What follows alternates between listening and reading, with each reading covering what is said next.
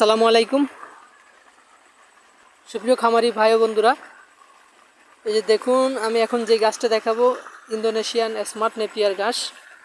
এই গাছটা আপনি যে কোনো জায়গায় চাষ করতে পারবেন।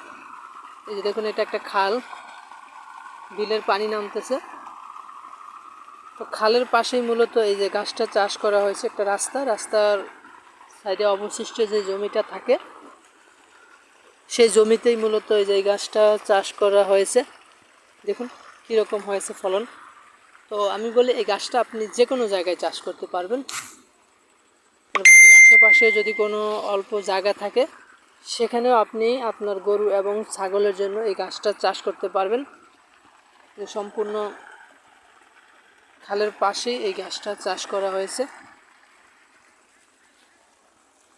তো এরকম অবস্থাতেই আপনি কেটে খাওয়াতে পারবেন, সম্পূর্ণ নরম পাবেন। এটা ছোট অবস্থাতেই কেটে খাওয়ানো যায়। তো আমি সামনে দেখাবো যে কাটার পর আবার কীরকম হয়েছে, এই ছোট অবস্থায় কাটার পরও আবার কীরকম হয়েছে। তো এই গাছটা ছোটো হলেও দেখেন অনেক ছোপায়, অনেক বেশি জোপালো হয়। অন্যান্য ঘাস কিন্তু এত জোপায় না, জমির ভিতর অনেক ফাঁকা থাকে, কিন্তু এই ঘাসটা কিন্তু একটু ভিন্ন, জমির ভিতর ফাঁকা কম থাকে।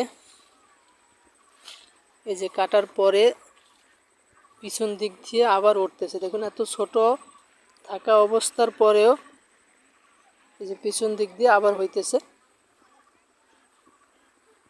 তো এই গাছটা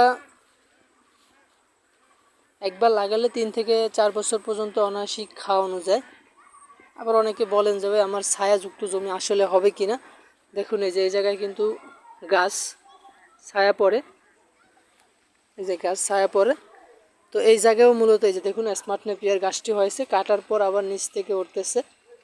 আর এটা হচ্ছে জারা 1 হাইব্রিড গাছ, এটাও ছায়াতে হয়ে থাকে, তবে একটু কম হয় ফলনটা, ছায়াতে রোদে বেশি হয়। তো দর্শক আজকে এ পর্যন্তই, সকলে ভালো থাকবেন, আল্লাহ হাফিজ।